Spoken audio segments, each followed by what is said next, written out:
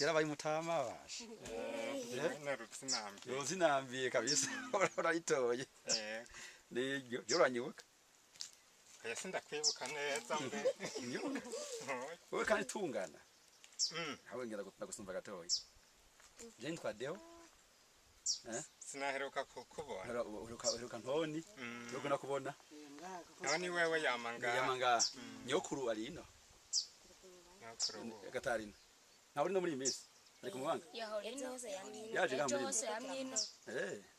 n'amahoro ngaha Deo Ndayishimiye and his spouse's families are victims of the 1993 crisis that claimed hundreds of thousands of lives in Burundi.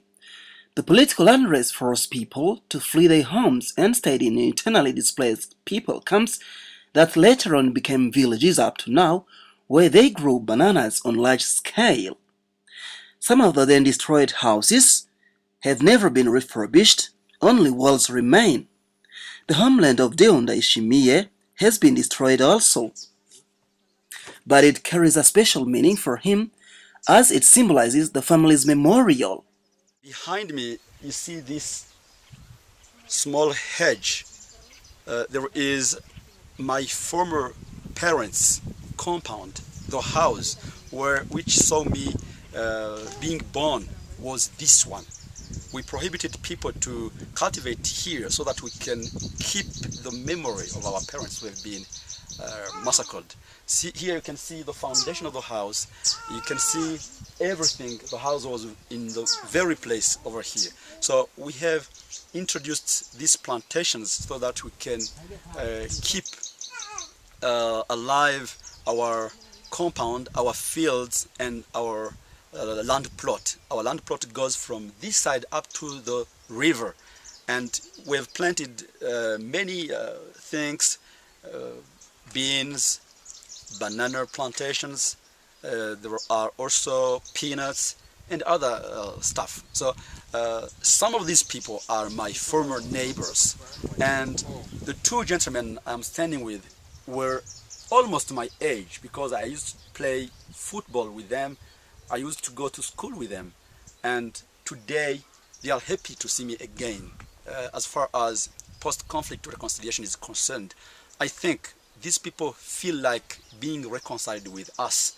But unfortunately, we are living to very distant places, and we very scarcely come to this place, only for the sake of seeing the fields, for the sake of seeing the plantations. But again, if there could be a process, a political will to make these people reconcile with former victims, well, I think Burundi could be a safer place to live.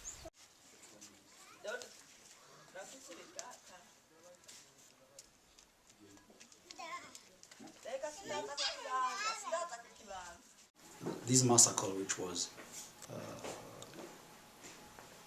given the feature of a genocide, was felt in every corner of Burundi. It's there where my parents, on the 22nd of October 1993, my father, my mother, some uncles, some cousins, to the extended family, around 75 people were killed in the aftermath of that presidential assassination. So since that period, people fled to hiding camps. Others, for fear of retaliation from the army, fled to neighboring countries. Most of them belonged to the majority Hutu ethnic group. So that is the background of the death of my parents. There was a big hole where they had extracted some earth to build these bricks. Okay? So that hole served as a collective graveyard of people. Some were killed in these houses and then were put in that hole. The place where you see that tree, the graveyard is still there. And there are some citizens of this area who don't even remember that there are bones of people over there. Yeah, around the 20 people have been killed. Many of my uncles were killed, my aunts, my cousins, and so many family members were killed during the crisis. And well, those who escaped now are still in a displaced camp, and you know, it's all their life which was changed. And also it affects until today it affects my life also, because I have now too many dependents. Of course they are not officially, they are not my dependents, but as they live in a very difficult situation, now I have too much responsibilities. I have to take care of the most of their expenses and their all the essential needs. And so actually now until today I still feel the consequences of the situation. I see a place which is down over there. So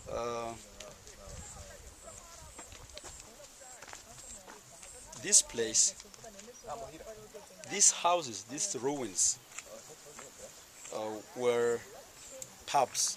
It was a small city, place where people were meeting to socialize and share beer. The compound of my late father-in-law was at around 200 meters from here, up there. So the bricks of these houses, these ruins, were made thanks to the earth which was extracted in a big hole. And that big hole served as a graveyard for around 20 people who have been assassinated coming from the neighborhood. So the grave is still there, the hole is still remarkable, which means that the bones, the remainings of the people are still there.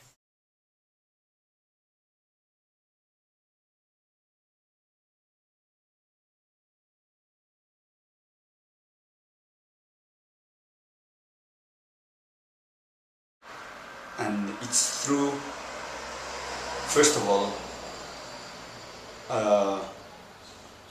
my faith as a Christian, and my recognition into the gospel's message of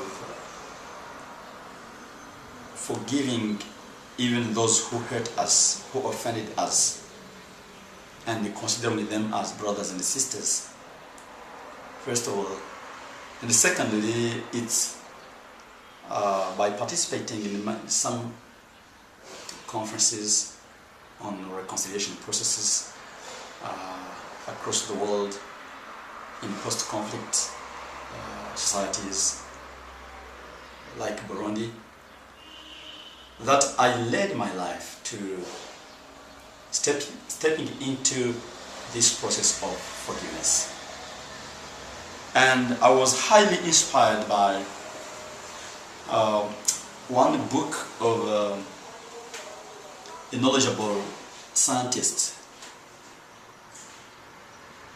who wrote a book entitled "Forgiveness is a Choice," and which shows what forgiveness is, what it's not,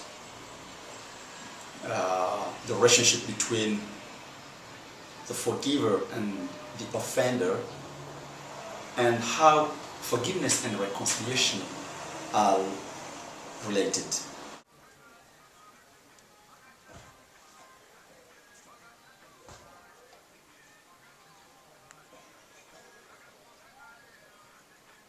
I live in this city, and my family members are still in their IDP camp, and now we haven't got the chance to go back to our land. And then we have no, now there are no, I cannot say that there are relationships between us, my family, and our offenders, because some of them fled. Now they are still in, they fled the country.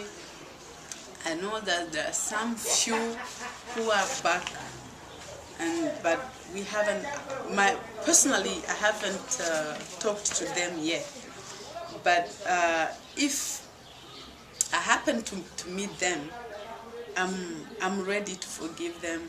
I've already forgiven them, actually, but I also need that they know. I want to talk to them.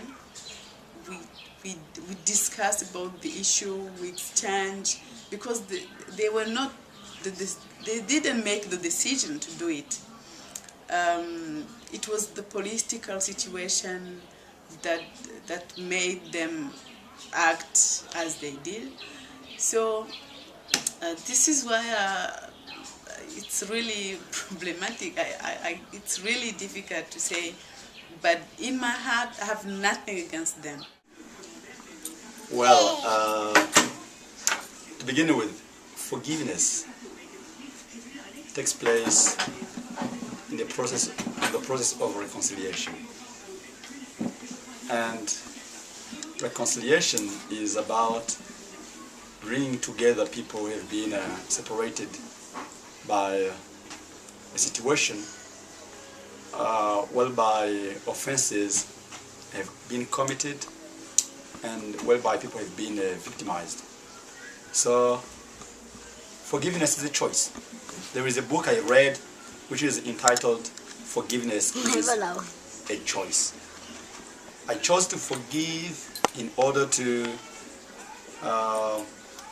feel safe, to reconcile with those people who hurt me, who offended me, and whom I'm sure are not in a good moral situation when they see me before forgiveness. But after I forgive them, now the relationship has stabilized. Well, we are like friends, we are like brothers and sisters. I was told that my father and my mother, after they've been killed right here, they were buried around this side near the coffee plantation. I was told that they were buried over there. I cannot locate exactly the place where they have been buried, but reports have told me, thanks to these people who wanted the reconciliation, they will open up and then they showed us the place where my parents have been killed and buried. It is about 100 meters from here, around that coffee plantation. So we decided to keep this place so that it can help us understand where we came from, and maybe to probably be the first mark, the first benchmark in terms of reconciling these people. So this is a sign which could help us understand. In their eyes, they see what happened, and in our eyes, we see and remember what happened, in fact. And by seeing and meeting on this place, which has become for our family members our memorial, because our father and mothers are resting around here, we think that it can help us reconcile with these people. Of course, reconciliation needs truth-telling towards forgiveness. Okay. Mommy, Daddy, you need reconciliation, you need peace. No reconciliation, no peace.